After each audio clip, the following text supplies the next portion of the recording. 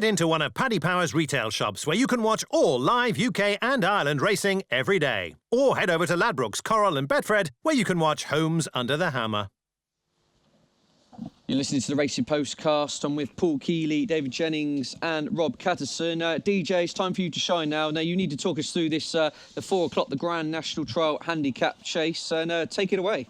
I thought you were going to say it's time to talk you through the Thai Cottage Chase. I Wow. was going to say, this doesn't take too long. We'll come to that in a minute. The Grand National Trial is a little bit trickier, all right. But there's some very familiar names in here and some real thorough stayers.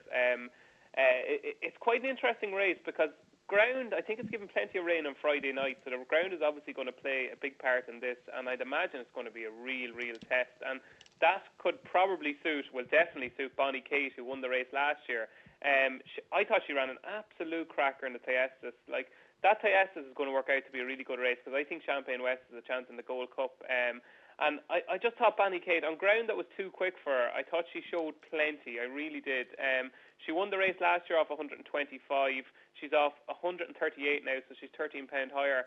But she seems to love the game. She loves jumping. She loves this ground if they do get a bit more rain on Friday night. And I just think it's a type of race that will suit something that gets into their comfort zone out in front. And I could see her jumping well. Can she take a quick run, Dave? Because that was a 10 days ago. Tough race, wasn't it? It's only 10 days ago. Yeah, I think the thing with Bonnie Kate is, I think once, like, if the ground came up a little bit soft in the Grand National, she'd be aimed at that. But I think he has to strike when he thinks it's going to be a bit of heavy ground. You know, all her form is on soft and heavy ground. She won a heavy ground. She wouldn't be certain to get in off 138 anyway, would she?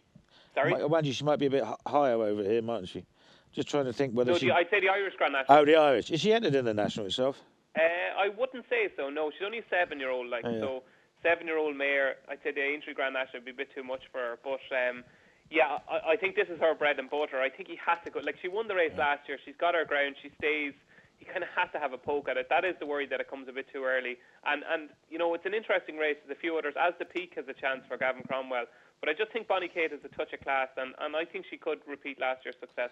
I had a little look at this. I had a little look at this race, and the funny thing is, it's called a Grand National Trial. But over the years, it's been anything but. I think in the last 10 years, only one winner with a handicap mark anywhere near close enough to get in the Grand National has won it. They're all won by low weights. There's loads of horses out of the handicap here. I just thought Fulsome Blue. I don't know what price it's likely to be, but wasn't it, close up in the Irish National last year? 3.5 mile, heavy ground. I think he'd go well. Tongue-tied, cheek pieces first time. Yeah, Rob, we got a market on this one yet? No, not yet. No. Okay, then maybe probably still get a bit of value on Fulsome Blue, didn't you? Cheek pieces on, you'd be. I was absolutely mad on that horse for the Kerry National at the Stole. It was backed off the board. I think it went off favourite that day.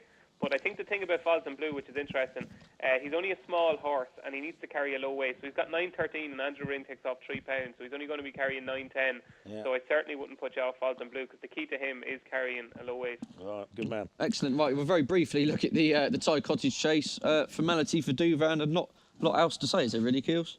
No, not really. I mean, he seems like, he's going to go through his life over fences without running against a good horse. Not his fault, in fairness, because just are no really top-class 2-milers. I'm keeping fingers crossed that Altior turns into be the real deal and the two of them meet next year. Nothing against Duvan. I think he's an absolute superstar. It's a shame that, the level of competition just isn't very good at the moment. Yeah, I mean, Rob, what is he, about 1 to 10, 1 to 12, something like that? 1 to 14. 1 to 14, oh, crikey. There'll be takers as well, won't there? Yeah. OK, Trent, so we won't dwindle on that contest. Dwindle on it? Yeah, dwindle on it. Dwell, you pillar. Well, whatever you want to call it, we've got that one out of the way. I mean, looking at the rest of the cards in Musselburgh, I mean, there's all sorts going on here. We've got got a good novice hurdle. We've got the Champion Novices Chase, the Spring Novice Hurdle Trial, all kinds of horses. Frodon running. My friend Burbank Kills. Anything here really floating your boat?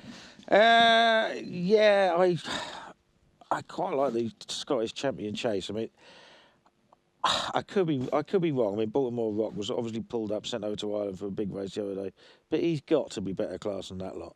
A lot of whom are probably 2.5 milers anyway. Talking San Benedito, Witnessing Court, Indian Temple. Solar Impulse obviously has won a Grand Annual, but has gone at the game now with Chris Kellett, left Paul Nicholls. If he doesn't win that, there's something wrong with the game. Right, okay. I mean, in good regards to the rest of the action, is there a horse on the card you're particularly looking at with a view of Cheltenham or any other festival? What's his name? Could be interesting for the Pertemps final. Harry Fry's. I think he's probably reasonably handicapped. They seem to think quite a lot of him. Okie doke. And DJ, yourself? I suppose the most interesting race on Sunday is probably the first race at Punchestown. Go on. It's the listed novice hurdle. You've got Chillis Emery, who I think is third favourite for the Supreme. Yeah. For Willie Mullins, won a maiden hurdle at Navan in December. It was quite impressive that day. But you know what? I think he could be worth taking on. I'm just not convinced by him. I know he beat Joey Sasson. The form has worked out reasonably well. I just thought it was a case of, we have to find a Willie Mullins horse that's going to go for the Supreme and is going to be sent off favourite for the Supreme. Right. And I think that's why he was priced up single figures in the last couple of weeks before Mellon obviously ran on Sunday. Look, he could be very good, but I think Mick Jazz, as I said already, is very good. And, he's finished third in the handicap hurdle already this season in a really 100-ground handicap hurdle at Fairyhouse. He's rated 134. Silius Emery will have to be pretty good to beat him, and Mick Jazz could be a bit of a price. So, yeah, I'm going to side with Mick Jazz in that 130. Rob, yourself, anything on the Sunday action you're getting involved in? Yeah, first two races Punchestown. That novice hurdle, I'd agree with Dave. I think Silius Emery could be worth taking on. There's two good mares in that race as well. Henry de Bromhead has got Montana Bell, and Willie's also got Camellia de Cotte, so he'll have to possibly be the real deal to win that. I'd take an each way stab at Montana Bell if she was a price. And in the Pertemps qualifier, William Mullins should have had a winner at Christmas in Isle of Hope and Dreams, and he was possibly one of the unluckiest losers over Christmas. Danny Mullins is on board. He's 9-10. They've obviously got the Crafty Butcher in there who'll be favourite, but I think Isle of Hope and Dreams, Willie's other one, is the winner here, right down at the bottom, and I'd say they'll want to wrong that, or to right that wrong from Christmas. Excellent stuff. Bit of value on that one. And Kills, anything else? No, I think that's it for me. Let's wrap it up then. Right, I just thought Burbank was interested in the opener. I see he's a big price for the Neptune. It's his only entry at the Cheltenham Festival. If he won that in good style, he may shorten subsequently. But anyway then, gents, it's been a pleasure. Thanks for joining me, and thanks for listening. And join us again on Monday when Sam Twister-Davis will join us for a look back at the weekend action. Check out Paddy Power's new and exclusive Cash Card Plus, available to use online, at ATMs, or even down the local. Paddy Power, you beauty.